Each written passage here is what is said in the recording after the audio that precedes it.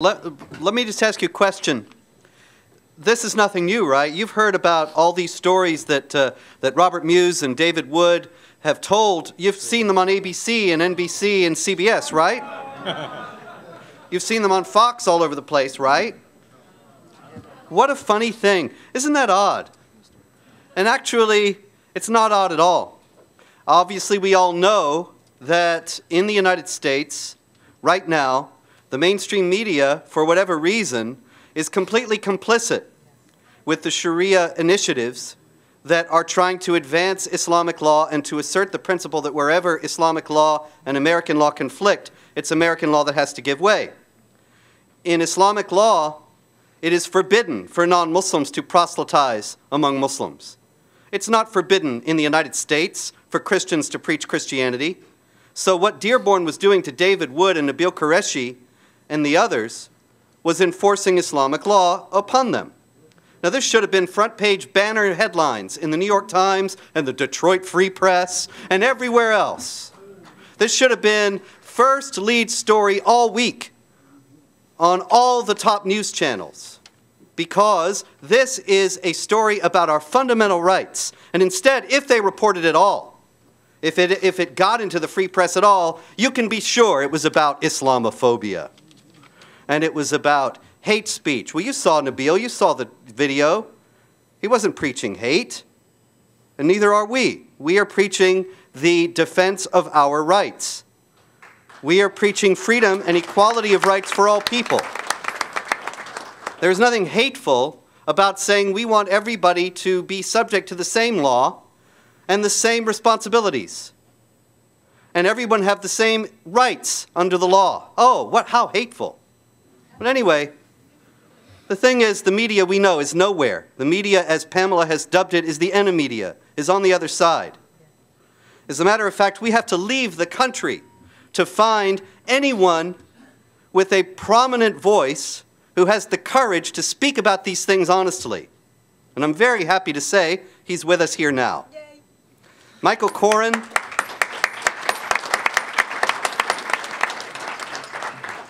is the host of a television show on the excellent Sun TV network in Canada. He is one of the very few people in the media who has the courage to take on these issues, to discuss them fully and honestly, without the cant, without the obfuscation, without the denial, and without the propaganda that the mainstream media steadily subjects us to when it comes to issues of how Islamic law is threatening our freedoms. And so it is with great pleasure and honor I introduce to you Michael Coren.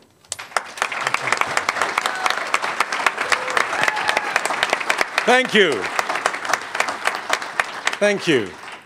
That was very nice. A bit more if you like. I'm fine with that. Thank you for inviting me to your lovely little country. As an Englishman, I've always wanted to say that to Americans. And as a Canadian, I can. Just explain a little bit about my background, because now, by the way, I have to establish that you can understand me because I speak English properly. And you're American. So I'm from England originally. I've been in Canada half my life. I was a journalist in the UK. And the only reason I ended up in Canada is because, golly, back in 1986, I was at the University of Tirana, as they call it. I was invited over to give a lecture, and at the party, the boring conference, but at a party at the end of the conference, this very beautiful woman came up to me, and she must have been drunk. She said, "You're amazing. You're amazing." And thinking this may never happen again, I married her. And I was quite right, because it hasn't happened ever again. So that is how I got to Canada. But, you know, I grew up in Britain in a little town called Ilford, which is where London and Essex meet. There's nothing, Ilford, anonymous.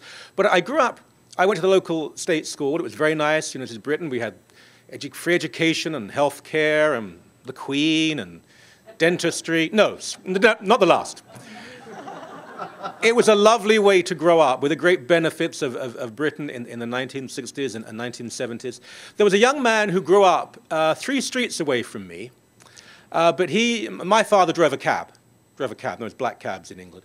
We weren't particularly wealthy. He did have money, this young man who grew up just 3 streets away from me.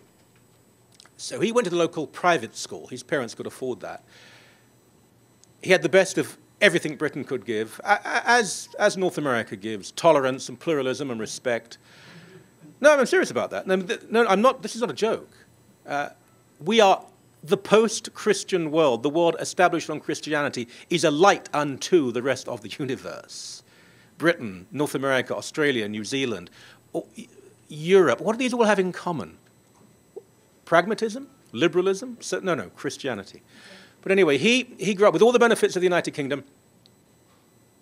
He went on, after his private education, to be a member of a gang who kidnapped Danny Pearl and cut his head off. Not, of course, before they had made him confess and admit to being a Jew, and then they held his severed head up to the camera as a warning to others. I'm sure the oppression and the injustice and the poverty that young man had grown up in turned him into a murderer, not his religion. Anyway, let me talk to you a little about what goes on in Canada. Now, I feel almost embarrassed to be here. What I've heard here, I mean, what can I say? I thought I knew about what Islamic radicalism, Sharia law, the strict interpretation of the Muslim faith led to. But what I've heard here, I thought Canada was in bad shape. What happened, especially in that discussion of the Christian gospel, is beyond belief. A young woman, I don't know if she's in the room now, a young woman from the Arab American news station said to me outside, and she was very nervous, and I felt for her, she was shaking. She said, "Do you think Dearborn is the right place for this conference?" I said, "I'm not really sure. Let me change that answer. Yes, it is. Yes, it is the right place for this conference." Good Lord, people have died for the freedoms we've taken for granted for so long, and that should happen in a city? I'm baffled. But it's not confined, of course, to this country. Let me tell you about a man called Mark Harding. Mark Harding is a criminal. Mark Harding is a criminal. He can't come to your country. He can't cross the border because he's been convicted of a crime. Now, if you met Mark Harding, if you met him, he's a big sort of teddy bear of a guy, rather simple fellow, really. I don't say that in a pejorative way. He's a lovely man, but I think he would have been a pretty basic fellow in many ways. He doesn't claim to be a great thinker, a deep intellectual, thank the Lord.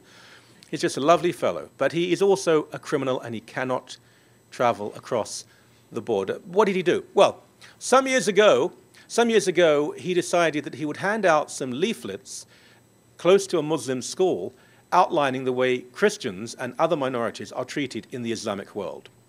This is not a point of debate. It's not a fantasy. It's not a myth. As we speak, as I speak to you now, another Christian is being beaten, raped, murdered for being a Christian in the Islamic world. It's a fact. It's an open wound, festering. And he handed out these leaflets. There was no foul language, no pornography, no naked women, no insults, just listing some of the awful things that have been done to Christians in the Islamic heartland and the Islamic homeland. He was charged with a hate crime. He is so far the only man in Ontario to be convicted of a hate crime. He was found guilty of having an opinion. His sentence was to perform community service in the local Islamic community center, which he said, "I will do with great love and pleasure." He said, "I will happily clean the toilets. I will happily clean the toilets for other people made in the image of God." And they said, "No, you won't. You will sit down and 3 Muslim leaders will lecture you about the truth of Islam. And if you object to what they say, if you argue with them about what they say, you will have broken the sentence regulations and you will go to prison." In other words, a man who dared to tell the truth about the persecution of Christians in Pakistan and Sudan and Egypt and Gaza was told, "You will now listen to an indoctrination session about Islam, and if you object, we put you in jail with the thugs and the rapists and the murderers." He was on my show, and he's not an overly emotional man. He sat there, and I said, "How are you doing now?" And he said, "Not bad, but..." And then he broke down. And he said, "I had a heart attack. The stress, I had a heart attack," he said. "And I take 40 different tablets a day to keep me alive, but I'm okay." And then he recovered his dignity. Not that he'd ever lost it. and just looked at the camera. That's happening in Canada. Let me tell you about a public school. We have no separation of church and state, as you have here, but effectively we do. And we have a public education system. Schools where if you dare to talk about Christianity, believe me, you'll be in big trouble. They've just voted to ban Gideon Bibles from a school system, because after all, if any child is given a Gideon Bible, well, you know, all hell will break loose. So that can't be done. But in this public school, funded by the public, they've decided that one day a week, it's mosque time. And the cafeteria, classes disrupted, so the cafeteria is turned into a mosque where boys and girls are separated, and at the very back, it's the young women who are menstruating because they obviously are filthy and they can't be anywhere near even the girls who are in the second row. So they're way at the back. All on public funding simultaneously. If you dare to mention Christianity in one of these schools, you'll be sent home with a very angry note to your parent. You've probably heard of Ezra Levant. You heard of Ezra Levant? Yes. I'd like to say he was a great man, but I know him too well. No, he's a great man. And he also has a show on Sun News. And I know most of you can't get Sun News in the United States, but please watch on the various blogs and websites and on YouTube, because we won't hold back until they drag us off, screaming and kicking, and boy, we will kick and scream and fight and bite and pinch and whatever. We'll carry on speaking the truth. Ezra was charged under a blasphemy law. Now, they didn't call it that, because even they are not quite that stupid. Ezra's a wonderful guy who survives, it seems to me, and I work next to him, on a diet of Red Bull and Red Bull. He had a small magazine in Western Canada, and he decided that, unlike everyone else pretty much in media, he would print the cartoons of Muhammad by Kurt Vestergaard. By the way, I've had the pleasure of interviewing Kurt Vestergaard and spending time with him. Kurt Vestergaard, the Danish cartoonist, he's an anarchist. He's really a left-wing anarchist. He's made more fun of Christianity over the years than he ever did of Islam, of course. And the cartoon he drew of Muhammad was really quite innocuous, but even if it wasn't, tough luck if it wasn't. What's the cartoon meant to be? It's meant to be a cartoon, okay? Yeah. So the media, of course, would not print the cartoon. The great New York Times. We know about the great New York Times. We're not going to run the cartoon because we feel we have the literary ability to depict the cartoon in our words. Terrific. But then when you wrote about a picture of the Virgin Mary covered in excrement, at that point, suddenly you couldn't describe it in words and you had to run the picture. What happened to their journalistic ability? So the cowards at the New York Times, who were too physically frightened to run the cartoon, and this happened everywhere. We have a so-called conservative newspaper that was about to run the cartoon in Canada. They took a security costing, and they concluded it wasn't worth the money. It would have cost too much money to make the building safe. We now decide morality and journalistic integrity on how much it'll cost to keep your staff safe from violence and threats. But Ezra said, nope, I'm going to run the cartoon. He ran the cartoon. Got in real trouble. And then it got even worse. He went on radio in Calgary, Alberta, to argue with a local Islamic leader. Both on radio together, and they argued about Islam. End of the interview, end of the session. The Islamic leader went to the police and said, I want this man charged. He said nasty things about Islam. And the police said, I'm afraid we don't do that in Canada. Yet, I'm afraid we don't do that in Canada. So he went to the local Human Rights Commission. And I've seen it. He scribbled on a piece of paper. Just scribbled on a piece of paper. And the Human Rights Commission said, well, take that case. And they prosecuted Ezra, and they wouldn't let it go, and it went on for years and cost huge amounts of money. The man who brought the prosecution never had to even turn up for any session. End for him. Ezra was given no legal representation. But being Ezra and surviving on Red Bull, he said, I'm not going to give in. And he fought the case, and he fought the case, and he had a camera set up, and he sat there with his human rights commissioner, and he said to her, you are a thug. Your employers are thugs. You're a bully, you're a fascist, and I'm not going to back down. And God bless him for that. And he won. Yes. And he won. So we are fighting back. But let me talk about the specific... Oh, I have to say this. Do you get Little Mosque on the Prairie in the US? Do you get that show? You do? Because it's made by something called the CBC. Men used to run away to sea, now they run away to the CBC. The CBC is our publicly funded broadcaster that seems intent on doing all it can to destroy Christianity and decency and civility, and we're the anti-CBC, we're the alternative. You know, it's like if you're terribly ill, you take us, you get better. But the CBC has given us an alleged comedy show, it's not funny, called Little Mosque on the Prairie, where the imam is this very good-looking hip guy, and all the Muslims are fun and lovable. The clever ones are the white ones, the less clever ones are the black ones. A little bit of implicit racism in there, you know. But the really stupid people are the Christians, who just go around either being ignorant or bigoted. And they've sold this show all over the world. It's a very typical mosque in Canada. Yeah, so we have that to fight. I've yet to see the episode where the youngest daughter is slaughtered, and where another wife is brought in because the first wife's getting a bit too unattractive and can't give the man a child. I've never seen the episode where they sponsor international terrorism, but I am assured, I'm guaranteed, that in the Blu-ray DVD edition, it's on the special features. Let me tell you about how white liberal guilt has terrible consequences. This was made profoundly clear in Canada, forgive me if I read this, during the 3-month trial of Muhammad Shafia, his wife Tuba Yaha, and their son Hamad. They were convicted, thank God, they were convicted of the first-degree murder of Zainab, who was 19, Sahar, 17, and Geeti Shafia, who was 13, and 50-year-old Rona Amir. The 3 teens were Muhammad Shafia and Tuba Yaha's daughters, Hamed's sisters. Rona was Muhammad Shafia's first wife. The 4 women had been drowned in their car in June 2009. Listen to this. The killers had chosen a canal in Kingston, a university town halfway between Toronto and Montreal, because they assumed that the local police would be less sophisticated and able than those in a larger city.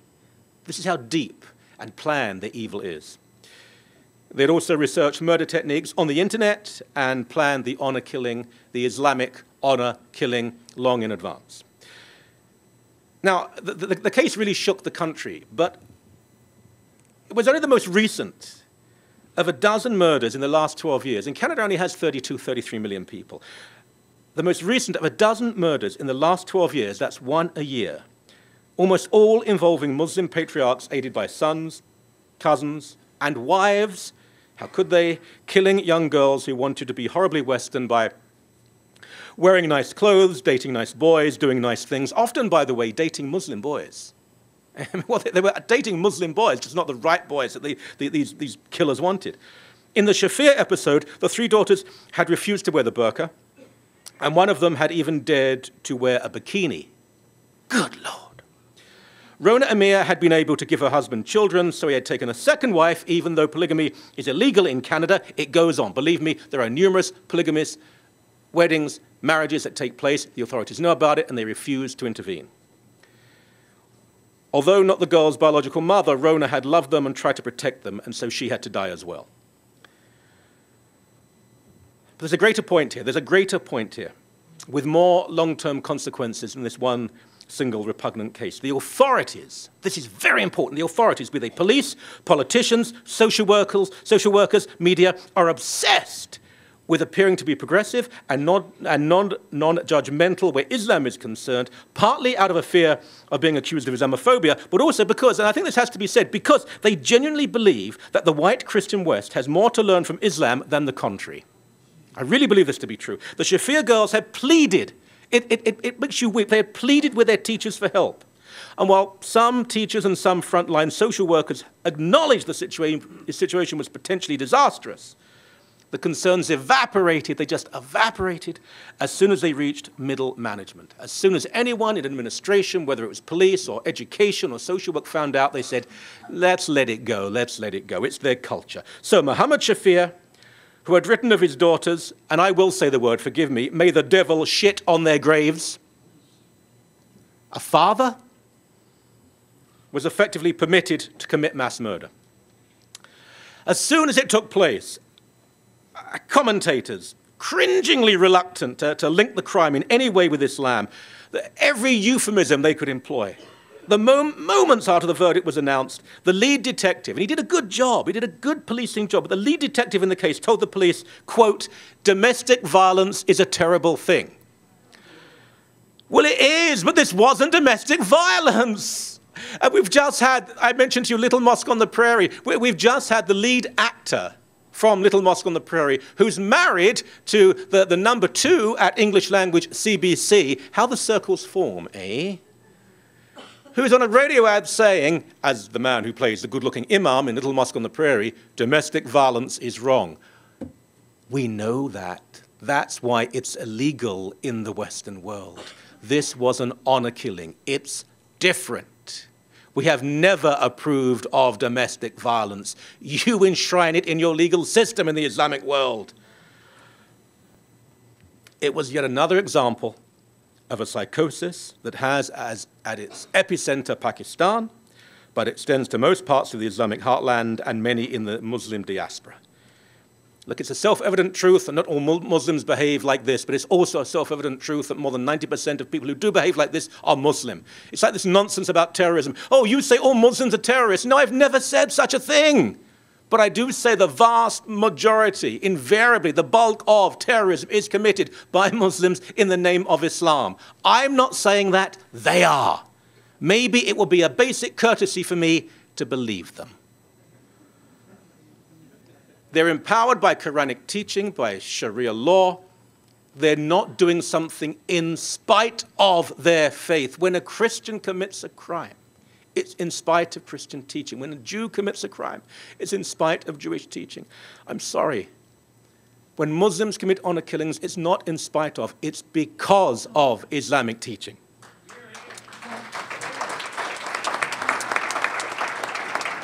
When 16-year-old Aqsa Parvez was murdered in Canada in 2007, I think it was, by her Pakistani father and brother. Care Canada, yeah, we have the version too, our own special version. Care Canada told the gullible that, quote, "It's important not to generalize. There are cases of violence across all faiths and cultures." Yeah, we never said otherwise, but actually when it comes to honor killings, almost unheard of outside of Islam, and the small number that have occurred in Hinduism and Sikhism are isolated and universally condemned within those cultures. When I see the mass ranks of Canadian Muslims marching along the streets of Toronto and Montreal saying no to honor killings, I may think again. It won't happen, don't hold your breath. Look, it's not just about honor killing. The country I'm from, Britain, we now have a whole plague of rape gangs. Gangs of young Muslim men throughout the country, one even in Oxford recently, such a quiet, beautiful place, where young women, young white women are groomed, raped, drugged, and turned into prostitutes. Over and over and over again. Even conservative tabloids like the Daily Mail will print the pictures of the men, they're all of Pakistani origin, or 99% of them, with their names, but they won't say the magic word, Muslim. They can't say the word. Now, if it happens to be a Norwegian mass murderer who's a Freemason, who says in his manifesto, I have no relationship with Christ, I haven't been to church in 17 years, I actually support abortion rights and gay marriage, but you'll call him a Christian as soon as you can, and you'll continue to call him a Christian as time goes on, even though he's far from being one. But if someone commits an honor killing or an act of terror and says, I did it in the name of Islam because I'm a Muslim, you will still find a way to say, it's the fault of the Jews. I don't know what's going to happen in Canada. We have a heroic fight back. We have people like I mentioned, Ezra Levant and Mark Stein, who you probably know of here as well, but he's one of ours. We have a government, a sort of conservative government, that is very good on this issue, and a wonderful immigration minister, Jason Kenney, who is prepared to say no to extremism. We have a Prime Minister, Stephen Harper, who was the first person to say no to Hamas. Long before the Americans got into it, we said no to Hamas as soon as they won. We're not backing you anymore. We're taking all the money away. So there is great hope. But the problem is, amongst so many people, the mass indifference, engineered by media. Everyone is the same. Relativism. Fundamentalism's the problem here, not the particular religion. Well, the next time a fundamentalist Quaker or a fundamentalist Catholic or a fundamentalist Unitarian tries to cut my head off or blow my plane up, I'll start to believe them. Until then, just shut up.